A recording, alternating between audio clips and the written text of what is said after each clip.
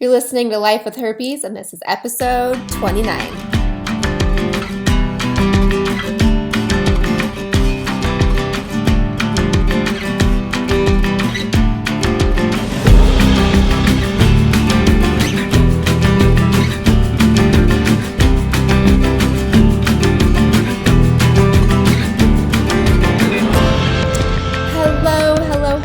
Welcome to today's episode on Life with Herpes. I am your host, Alexandra Harbushka, and I'm excited to be here with you. I'm always excited to be here with you, and thank you for spending your time today with me. So before I get going, I just want to make sure you know about our Life with Herpes community. It is free, which is awesome, right? Free is always awesome. It's the best price. But it's a place for you to ask questions. It's a community, a place so you do not feel alone.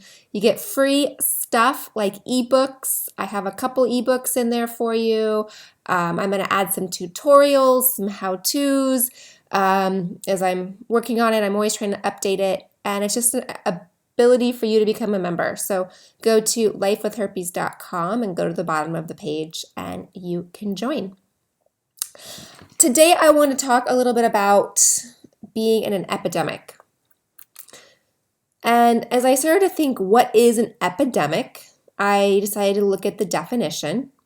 And here's the definition. It says, a widespread occurrence of an infectious disease in a community at a particular time.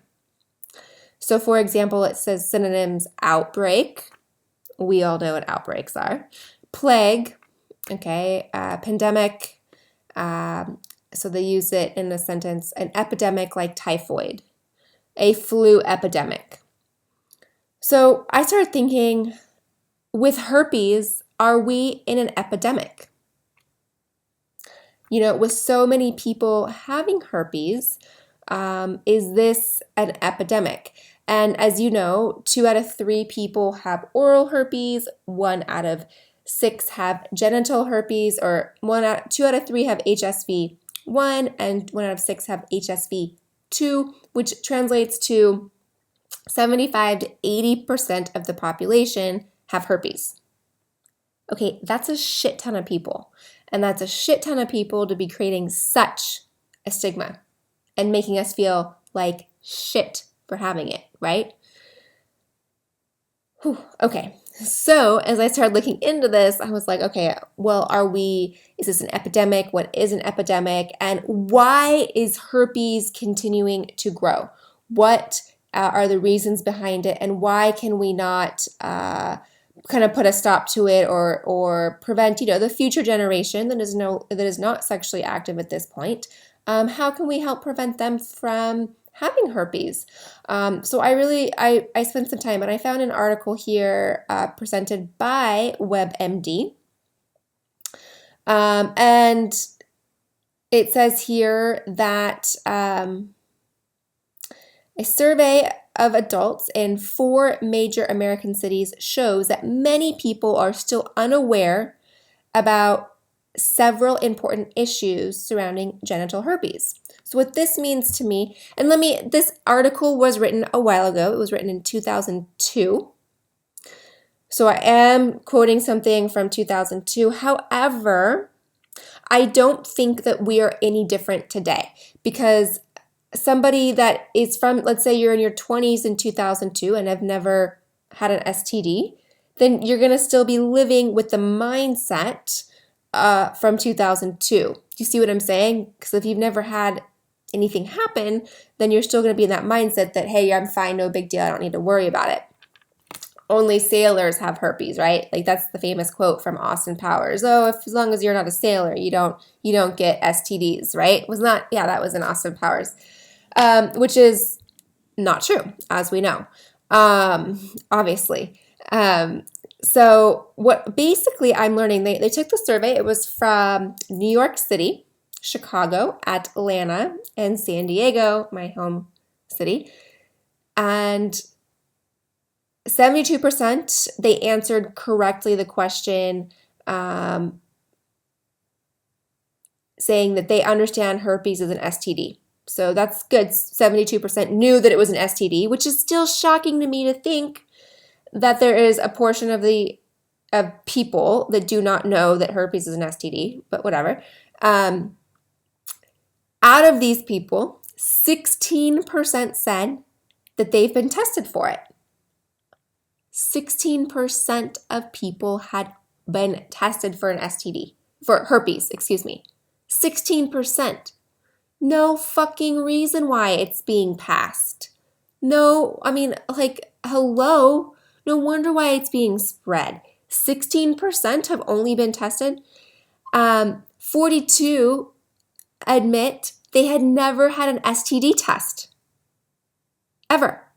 So I'm going to round up, and that means, so 42%, that's pretty close to 50% in my book, which means that 50% of the people that you're sleeping with have never had an STD test.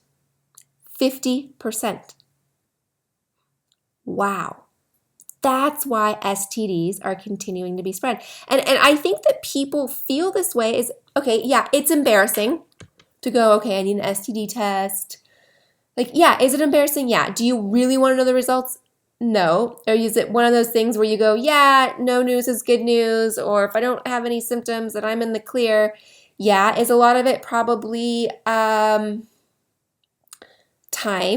Like you got to go to the clinic, or you got to take time off of work. Yeah, I'm sure that plays into it as well. Is it financial? Probably. Yeah. Does it cost money? Yes. However, if you go to Planned Parenthood, they do check out, it's always changing, but they do offer free STD tests for, depending on your income. So yes, it is, you can you can get a free STD test if you need to. So money shouldn't be one, but yeah, half of the population, are getting tested. That is huge. Yeah. So here's another one. Fewer than a third of those surveyed knew that more than 50 million people suffer from genital herpes. I don't like the word suffer, but I'm reading this. Suffer from genital herpes, which is what it says, one out of 5 over the age of 12. This is one that we've talked about before. And right here, again, this is an article from 2012 from the WebMD, but it says here that 90% of the people infected with the virus do not know they have it. I actually believe that it's 80%, but yeah, 90% do not know they have it. How is this possible? I know my outbreaks hurt. I know yours do too. I see pictures of them. I get it that they hurt. How do we not know? Are we just being ignorant to it? I don't know. What else? I mean, oh, this is a good one. And this is another one. I did an episode, I think it was the last one. I aired the last episode on safe sex. What is safe sex? And people are saying here, only 1 out of 4 people asked their sexual partner about their sexual health before engaging in sexual activity. This does not mean after you slept with them. This does not mean a month into a relationship of sleeping with them. This means before. So 1 out of 4 people are surveying their partner, which means going back to the stats I read that 16% have never been tested for herpes and 42% admit they've never had an STD test. And only 1 out of 4 people are asking their partner, do you have an STD? This is like, it's like asking somebody, this is your health. As you know, we're focused on herpes, but, there's a lot of other STDs out there that are far worse than herpes, let me tell you that can kill you, that can make you crazy. Syphilis is a big one. It goes into your brain and it causes issues. Abraham Lincoln had syphilis. A lot of famous people actually have had syphilis. HIV/AIDS, obviously, we know about that one. Now there is medication you can take. But a lot of them also can cause you to be sterile. That's you don't want to be sterile, right? You obviously want the opportunity to reproduce and have children and have a family in your future, I'm thinking. So you want to make sure you're on top of this. This is so important. Really, if you ask me, herpes is the least of our worries. It is just a silly skin disease that has this huge stigma. That's what makes it horrible to have, is because of the stigma. Really, it's not that big of a deal. There's another one. You and I both know this as well. Researchers say that many people mistakenly believe that they must suffer from symptoms such as genital blisters in order to have herpes. You and I know this. You do not have to have the symptoms to pass it, to transmit it. We talk about this so much on this podcast. There are asymptomatic, it's called viral shedding, which is passing. 70% of transmission occurs without an outbreak. So most people don't know this. This is why I'm like so passionate about it. That's how I got it, is because my partner didn't have an outbreak. And I didn't know. So, so that's, I think I've gone through everything here, and you could obviously hear my personality just being, guys, we need to take a stand for our health, right? And we need to take a stand for our partner's health. You're sharing such an intimate, beautiful ecstasy with this partner, and we're not asking their health. Are you healthy? You are going to put something on me, in you, whatever. Like, think about it. Would you touch someone randomly on the subway? No. Gross. Ew. Right? Like, ew. Someone touches me randomly. I'm like, ew, you're touching me. But this is what we're doing when we're having sex. We are basically letting, as a female, I'm speaking a female point of view, but as men, whatever, we are having body fluids exchange and not knowing the person that we're with in a medical way, in a health way. We may know them on a personal level, but we're not knowing them on a health level. And this is huge. And this is why we have a herpes epidemic. This is why I have it. This is why you have it. This is why our friends have it. And, think about it. Let's really together try to get this information out to our future partners, to our friends, to our children. Hey, like one of the episodes I did, tall, dark, and handsome ain't got nothing to do with it. It does not matter. And the virus does not give a shit who you are, and you do not go unscathed because you have money or because you're attractive or because you're dating this person. So there's no way he or she would have it, right? Please. It has nothing to do with it. Okay.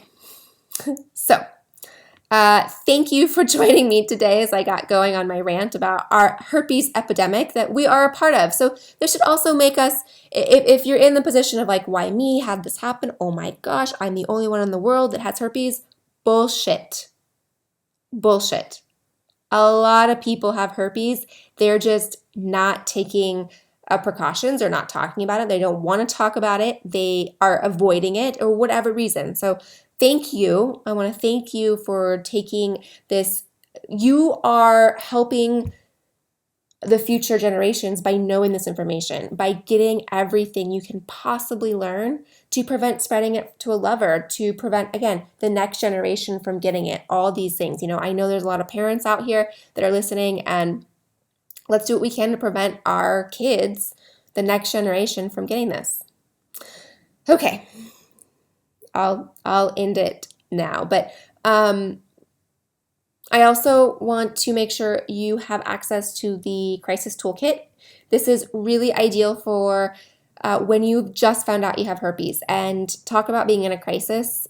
Yeah, I get it. I was in a crisis. I thought my life was never going to be the same, and I completely watched all of my hopes and dreams go out the window, and I was scared shitless. And so that is why I've created the crisis toolkit, to let you know that, yeah, a 3-fold pamphlet is not what you need to make you feel better, right? So there's meditations in there. There's the 101, everything you need to know. How to talk to your partners. What do you say? How do you do it? Yeah, important. What you need to do just day by day to get through your first week. So I am so passionate about it, and I just want to make sure that you have that. So go to lifewithherpes.com, go to Crisis Toolkit. It's on the very top of the menu, or there's also a button right on top as well. All right, thank you for joining me on today's episode, learning about the epidemic that you and I are a part of. I guess maybe we're not so special anyways, right? Anyways, thanks so much for being here, and I will see you soon.